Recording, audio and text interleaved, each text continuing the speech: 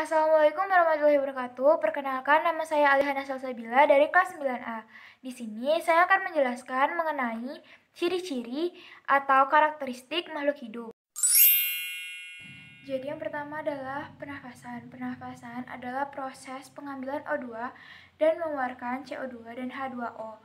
Di mana yaitu pada proses pernafasan, oksigen akan mengubah zat makanan menjadi energi. Energi tersebut akan kita gunakan pada melakukan aktivitas sehari-hari. Yang kedua adalah bergerak, di mana gerak pada manusia dan hewan itu merupakan gerak aktif, karena dapat berpindah tempat dan juga dapat bergerak secara bebas. Misalnya dengan kaki, sayap, dan sirip.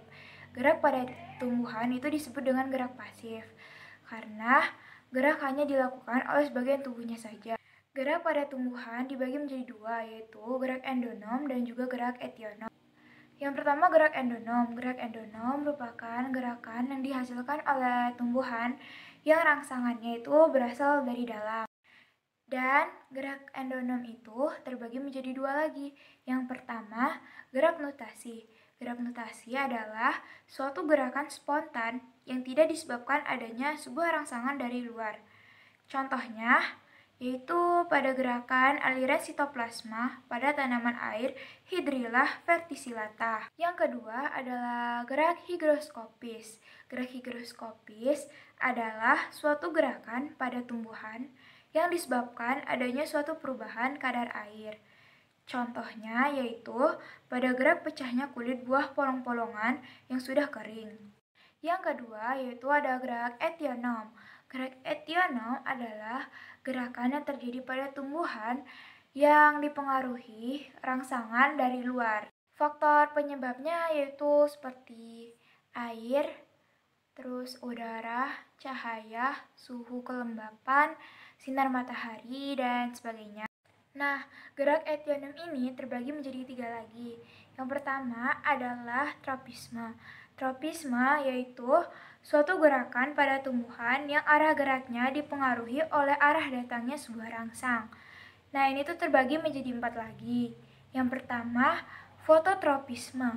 Fototropisme yaitu suatu gerakan pada tumbuhan yang dipengaruhi oleh adanya rangsang cahaya matahari. Itu ada fototropisme positif dan juga negatif. Kalau yang positif itu gerak pertumbuhannya selalu menuju ke arah cahaya. Contohnya pada gerak biji-bijian yang sedang tumbuh tunas. Sedangkan fototropisme negatif yaitu arah gerak pertumbuhannya selalu menjauhi cahaya. Contohnya beberapa tumbuhan tropis merambat. Yang kedua yaitu geotropisme. Geotropisme yaitu suatu getaran pada tumbuhan yang dipengaruhi oleh gravitasi bumi.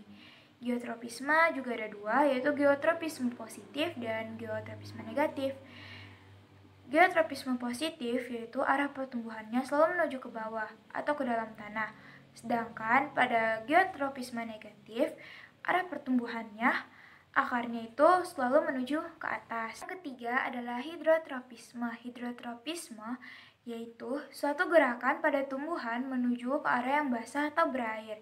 Hidrotropisme ada dua juga, yaitu hidrotropisme positif dan hidrotropisme negatif. Hidrotropisme positif yaitu arah pertumbuhannya selalu menuju ke tempat yang berair. Contohnya, pada arah pertumbuhan ujung akar di dalam tanah yang selalu menuju ke tempat yang mengandung air. Hidrotropisme negatif yaitu arah pertumbuhannya menjauhi tempat yang berair. Dan yang keempat adalah tigmotropisme. Tigmotropisme yaitu suatu gerakan pada bagian tumbuhan akibat persinggungan. Contohnya pada sulur markisa dan batang mentimun yang membelit tanaman lain.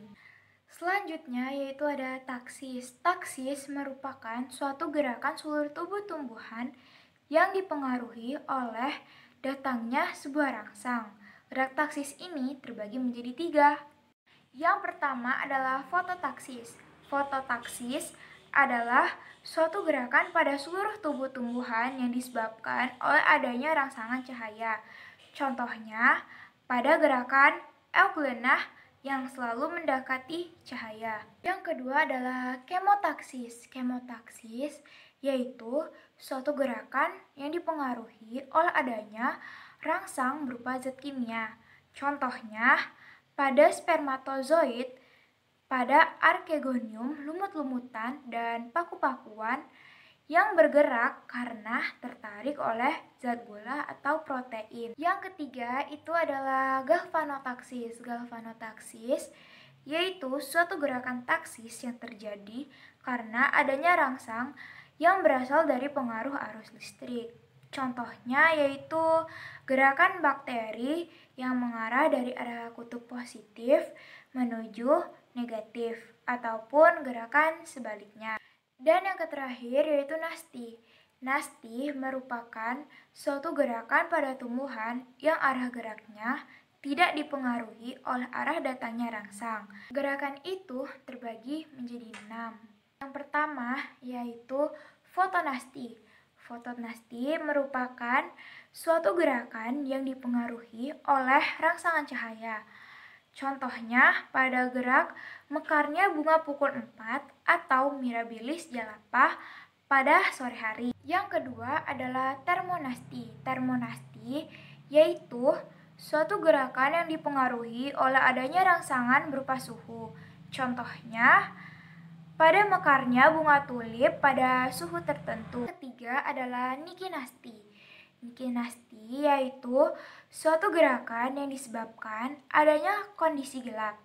Contohnya, pada gerak menutupnya daun majemuk seperti lamtoro dan turi karena cahaya yang gelap. Yang keempat yaitu seismonasti. Seismonasti adalah suatu gerakan yang dipengaruhi oleh adanya rangsangan berupa sentuhan. Contohnya, pada gerak menutupnya daun putri malu karena sentuhan. 5 yaitu kemonasti. Kemonasti yaitu suatu gerakan yang dipengaruhi oleh adanya rangsangan berupa zat kimia. Contohnya, membukanya mulut daun atau stomata pada siang hari karena adanya karbon dioksida. Keenam yaitu nasti kompleks. Nasti kompleks yaitu gerak yang dipengaruhi lebih dari satu macam rangsang. Contohnya, pada gerak membuka dan menutupnya stomata karena adanya cahaya matahari, zat kimia, air, dan juga suhu. Nah, ciri-ciri dari makhluk hidup lagi yang ketiga yaitu iritabilitas atau peka terhadap rangsang. Makhluk hidup sangat peka terhadap lingkungan sekitarnya. Manusia dan hewan menggunakan alat indera untuk menangkap rangsangan di sekitarnya. Contohnya pertama itu seperti lidah. Kita dapat merasakan sesuatu seperti asam, manis, pahit, dan lain-lain. Mata untuk merangsang apabila ada cahaya silau yang mengenai kita, dan telinga untuk merangsang berbagai macam bunyi dan juga getaran. Tumbuhan tidak memiliki indera, tetapi ia juga peka terhadap rangsang. Contohnya itu mengatupnya daun putri malu ketika disentuh. Ciri-ciri dari makhluk hidup yang keempat adalah makan. Makanan berfungsi untuk menghasilkan energi, pertumbuhan, dan juga menggantikan sel-sel yang rusak. Tumbuhan hijau mampu membuat makanannya sendiri atau autotrof, yaitu dengan cara fotosintesis. Sedangkan tumbuhan tak hijau, manusia dan hewan tidak dapat membuat makanannya sendiri atau heterotrof. Kelima adalah ekskresi. Ekskresi merupakan pembuangan sisa-sisa dari metabolisme tubuh. Biasanya itu tuh berupa keringat, urin, dan sebagainya. Dan alat pada tumbuhan yaitu stomata dan lentisel. Mereka akan mengeluarkan air atau uap air pada proses transpirasi. Yang keenam, tumbuh dan berkembang. Pertumbuhan merupakan pertambahan ukuran tubuh yang tidak dapat lagi kembali seperti semula. Sedangkan perkembangan yaitu perubahan menuju dewasa. Faktor yang memengaruhinya yaitu faktor dalam dan faktor luar. Kalau faktor dalam itu gen dan hormon. Kalau faktor luar itu tuh seperti kelembapan, air, cahaya, dan sebagainya. Dan yang ketujuh adalah berkembang biak. Berkembang biak itu tujuannya untuk memperbanyak keturunan dan juga melestarikan jenisnya. Perkembangbiakan itu terbagi menjadi dua, yaitu secara generatif dan juga vegetatif. Kalau secara generatif yaitu adanya pertemuan antara sel kelamin jantan dengan sel kelamin betina. Sedangkan perkembangbiakan secara vegetatif yaitu perkembangbiakan yang hanya memerlukan satu individu saja.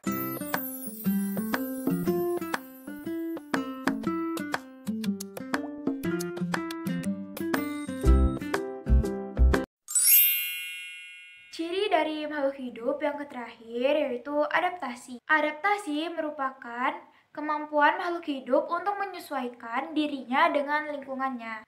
Adaptasi dibagi menjadi tiga. Yang pertama ada morfologi, yaitu penyesuaian terhadap bentuk tubuh. Yang kedua adalah fisiologi, yaitu penyesuaian kerja organ tubuh. Yang terakhir yaitu tingkah laku, yaitu penyesuaian tingkah laku terhadap perubahan lingkungan.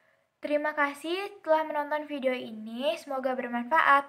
Wassalamualaikum warahmatullahi wabarakatuh.